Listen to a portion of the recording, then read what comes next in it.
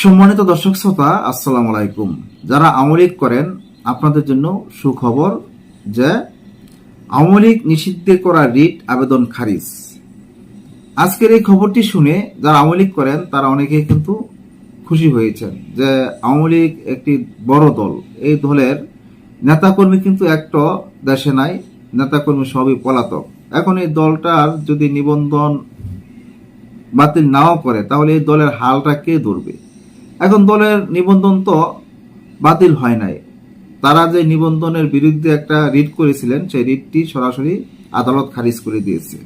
আওয়ামী লীগ দল কিন্তু খারাপ নয়, আওয়ামী লীগ দলের যারা এমপি মন্ত্রী যারা আছে, যারা দুর্নীতিবাজ, তারাই কিন্তু খারাপ করেছে বলেই আজকে তারা দেশ ছাড়া। যদি তারা ভালো কাজ করতো তাহলে তাদের মতনই একসাথে মিলেমিশে আবার নির্বাচনে অংশগ্রহণ করতে পারত। মানুষের উপর যে পরিমাণ অন্যায়ভাবে অত্যাচার করেছে, এই অত্যাচার তারা বুঝতে পেরেছে যে আমরা যে অত্যাচার করেছি, আমরা এখন ক্ষমতা হারা, এখন যে আমরা দেশে থাকি তাহলে আমাদের রেহাই নাই। সদ্য সাবেক প্রধানমন্ত্রী শেখ হাসিনা পদত্যাগ করে দেশ ছেড়ে চলে যাওয়ার পরে প্রত্যেকটা এমপি মন্ত্রী তারা পলাতক, কেউ দেশের বাইরে চলে গেছে, কেউ দেশের ভিতরে পালিয়ে আছে। 15ই আগস্ট যে বঙ্গবন্ধুর পরিবারের লোকজন মারা গেল, যাদেরকে হত্যা করা হয়েছে, তারপর থেকে এই বাড়িটা একটা জাদুঘর হিসাবে রাখা হয়েছিল, এই বাড়িটা পর্যন্ত আগুন দিয়ে পুড়িয়ে ফেলা হয়েছে। দেখা গেল বাংলাদেশের পরিস্থিতি খুবই ভয়াবহ, খুবই খারাপ।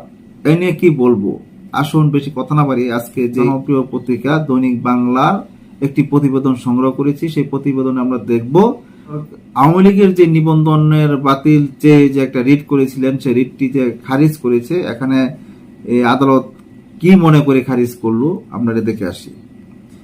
আওয়ামী লীগের নিষিদ্ধ ও দলটির নিবন্ধন বাতিল চেয়ে করা রিটটি সরাসরি খারিজ করে দিয়েছে হাইকোর্ট। আজ রোববার বিচারপতি এ.কে.এম. আসাদুজ্জামান ও বিচারপতি মোহাম্মদ মাহবুব উল ইসলামের গঠিত হাইকোর্ট বেঞ্চ এ আদেশ দেন। আদালতের রিটের পক্ষে আরিফুর রহমান মুরাদ ভুইয়া নিজেই শুনানি করেন। রাষ্ট্রপক্ষ অ্যাটর্নি জেনারেল মোহাম্মদ আসাদুজ্জামান শুনানি করেন। এর সঙ্গে ছিলেন deputy attorney general Redwan Ahmed Ranjib. আদেশ প্রদানকালে বেঞ্চের জ্যেষ্ঠ বিচারপতি এ.কে.এম. আসাদুজ্জামান রিটটিকে উদ্দেশ্য করে বলেন, ছাত্র জনতাকে যারা গুলির নির্দেশ দিয়েছে, গুলি করেছে, তাদের বিচারের বিষয়ে সরকার খুব আন্তরিক। গুলির নির্দেশ দিয়েছে ব্যক্তি, অপরাধ ব্যক্তি করেছে, দল নয়। এ সময় রিটকারী পাচার হওয়া অর্থ ফেরত আনার বিষয়ে আদেশ চাইলে হাইকোর্ট বলেন, অন্তর্বর্তী সরকারের প্রধান উপদেষ্টা এরই মধ্যে সুইস ব্যাংক কর্তৃপক্ষ সহ সংশ্লিষ্টদের সঙ্গে অর্থ ফেরত আনার বিষয়ে কথা বলেছেন। সরকার এ বিষয়ে খুব আন্তরিক, সব অপরাধের বিচার হবে।